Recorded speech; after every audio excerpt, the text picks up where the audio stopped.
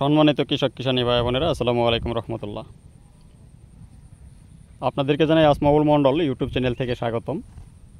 সেই সাথে আমি আছি আলহাজ মোহাম্মদ আসমাউল মণ্ডল আপনাদের সাথে। আমার মোবাইল নাম্বার হচ্ছে 01911795098।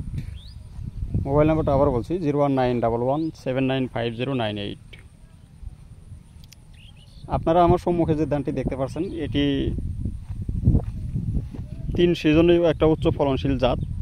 এটি হচ্ছে খাটো মিনিকেট, অর্থাৎ এটি এমনই একটি ধান যে ধানটা 3 সিজনেই ফলন ভালো আসে, 3 সিজনেই উচ্চ ফলনশীল। আমি অনেক দিন থেকে চিন্তাধারা করতেছি যে এমন একটা জাত নিয়ে কাজ করব ইনশাল্লাহ, যেটা 3 সিজনেই ফলন ভালো হবে। যেই চিন্তাধারা সেই কাজ। আমার খুঁজতে খুঁজতে আমি একটা জাত ইনশাল্লাহ অলরেডি পেয়ে গেছি, সেটি হচ্ছে খাটো মিনিকেট। এই খাটো মিনিকেট ধানটা আপনারা যদি চাষাবাদ করেন 3 সিজনে এর ফলন ভালো পাবেন। বুড়ো, আউশ, আমন, অর্থাৎ আমন, আউশ, বুড়ো 3 সিজনে ভালো পাবেন। এই ধানটি বুড়ো সিজনে আপনারা যদি চাষাবাদ করেন তাহলে আপনি 28 থেকে 38 মণ, অর্থাৎ প্রতি শতাংশে 40 থেকে 45 কেজি পর্যন্ত ফলন পাবেন। আর যদি আমন মৌসুমে করেন, আউশ মৌসুমে করেন, তাহলে 33 শতাংশ বিঘায় 25 থেকে 28 মণ পর্যন্ত ফলন পাবেন। আর যদি আমন সিজনে করেন তাহলে এটি প্রতি 33 শতাংশে 25 থেকে 29 মণ পর্যন্ত ফলন পাবেন। অর্থাৎ এই ধানটি সর্বোচ্চ উচ্চ ফলনশীল একটি ধান 3 সিজনেই। মানে এমন কোনো জাত আপনি খুঁজে পাবেন না যে 3 সিজনে ফলন ভালো আসে, কিন্তু এই ধানটা 3 সিজনে ফলন ভালো আসবে ইনশাল্লাহ।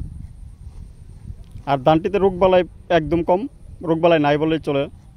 ব্লাস্ট নাই, দিক পাতা খাড়া এবং ধানটা শুয়ে পড়ে না বা হেলে পড়ে না। কাণ্ড অনেক শক্তিশালী। নামটা খাটো মিনিকেট কেন বলা হইলো এটা সম্পর্কে আমি যদিও অবগত না, তবে ধানের গাছ কিন্তু খাটো হয় না। আমাকে যে ভদ্রলোক দিছে ধানটা কিন্তু ইন্ডিয়ান জাত। আমাকে বেনাপুল আমার এক আত্মীয় আছে, ওনার মাধ্যমে এটি আমি সংগ্রহ করছি। উনি আমাকে সংগ্রহ করে দিছে। উনি আমাকে যেটা বলছে ধানটি হচ্ছে খাটো মিনিকেট, কিন্তু গাছটার এটা বুড়োতে উচ্চতা হয় ধান 29-এর সমপরিমাণ উঁচু হয়।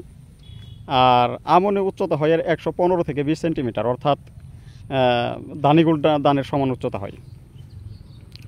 কিন্তু উচ্চতা হলেও উঁচু হলেও এটি শুয়ে পড়ার সম্ভাবনা একেবারেই কম, শুয়ে পড়ে না বা হেলে পড়ে না। আর ধানটাও অত্যন্ত পরিপক্ক, পুষ্ট, অর্থাৎ ধানের শীষে গাঁথনি বেশি, ধানের সংখ্যা বেশি। এবং এই ধানটাতে সবচেয়ে একটি বড় যে বৈশিষ্ট্য হচ্ছে ধানের চিটের পরিমাণ কম হয়, অর্থাৎ গোড়া থেকে একদম আগা অবধি পর্যন্ত পরিপক্ক দানা হয়, পুষ্ট দানা হয়। এই ধানটি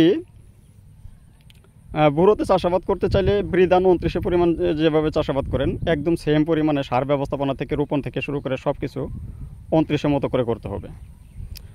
আর আমন আউশে করতে গেলে আপনি দানিগুল দানের মধ্যে যেরকম সার ব্যবস্থাপনা করেন সেম পরিমাণ সার ব্যবস্থাপনা আমনে করতে হবে। এবং আউশ আমনে সার ব্যবস্থাপনা একই করতে হবে। রোপণের পদ্ধতি হচ্ছে সারি থেকে সারি দূরত্ব 8 ইঞ্চি, সারির ভিতরে 6 ইঞ্চি পরপর প্রত্যেক গুছিতে 3 থেকে 4টি করে চারা দিয়ে রোপণ করতে হবে।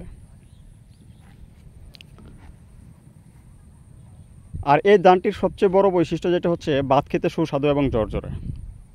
ভাতটা খুবই ভালো এবং ধানটা অত্যন্ত চিকন, খুবই চিকন, মোটামুটি অনেকটাই কাটারির মতোই,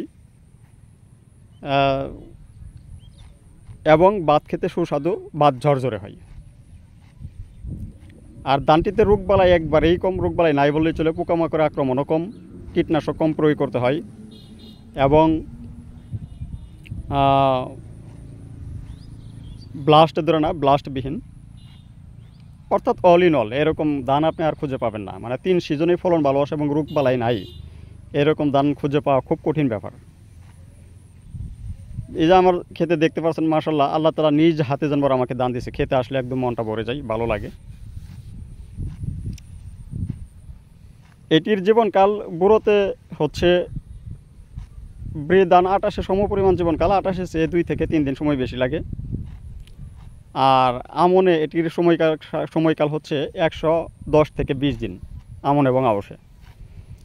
অর্থাৎ এটি আপনারা চাষাবাদ আমন আউশে চাষাবাদ করে আপনারা রবি শস্য করতে পারবেন। মরিচ, পেঁয়াজ, আলু, বাদাম, যে যেটি করেন না কেন, রসুন, ডাল, এইগুলো চাষাবাদ করলে করতে পারবেন। তাই এটি আপনারা কেউ সংগ্রহ করতে চাইলে আমার সাথে যোগাযোগ করতে পারেন।